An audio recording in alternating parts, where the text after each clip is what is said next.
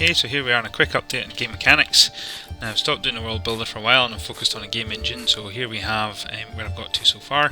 So initially what I've done today is I've just finished some serious optimization to the loading code, so now I've reduced the footprint in memory by almost 50% for loading a world by using an LOD for textures.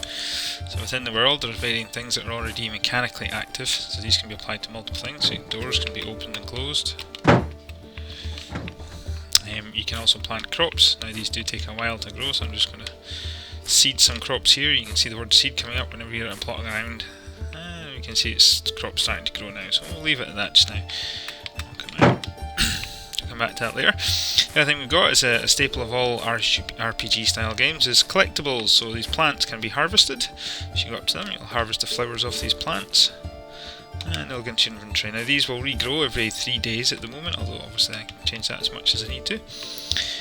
We've already had a look at the boat, so we know that we can go sailing on the raft if ever we want to. But internals of houses was one of the big things I've been working at. So here we have two externally fairly identical houses, but internally quite different. So if I just go to this one and go inside it. Now what you're not seeing in the background is these houses models are actually completely empty, and these internal objects are all stored as an external scene done through the world builder. So these are all loaded in only when you go in the house, and as soon as you leave the house they're all abandoned again. So they're not held in memory, which creates a much lower memory footprint and also keeps the frame rate nice and high, bearing in mind that this is targeted at mobile devices. Now at the moment this world that I'm looking at is very simple, but it's running with a memory footprint of about 800 megabytes, but that's because it's not set to export from mobiles. So I'm just going to come out of that house again. Oh, the crops start to grow a little bit, that's fine. Now I'm going to go in the other house because this model is slightly different, and I'll show you why when I get inside it. In this particular house here we have two distinct separate rooms separated by a wall here. So you can see that all the external walls will clip perfectly, so you can see what's going on in your character.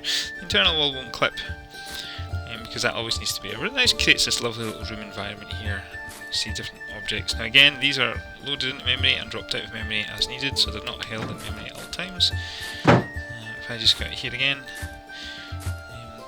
and my crop's growing a bit. So that's where we're up to so far. So functional doors can be put anywhere, and they're tagged within the system to be doors, so they just automatically work wherever they're put.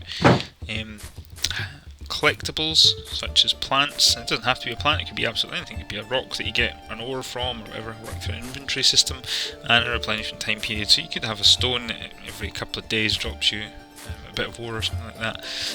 And the houses are all automatic as well. So once you tag the house appropriately and then tag its door and tag all the scene data for within it, then it's all automatic. So you build the scene, you export it in the same name as the house, and then when you approach a door that's named appropriate or tagged appropriately, then all of a sudden it all just works. So I reckon within the next month or so we can have a nice little Animal Crossing style RPG cross game working.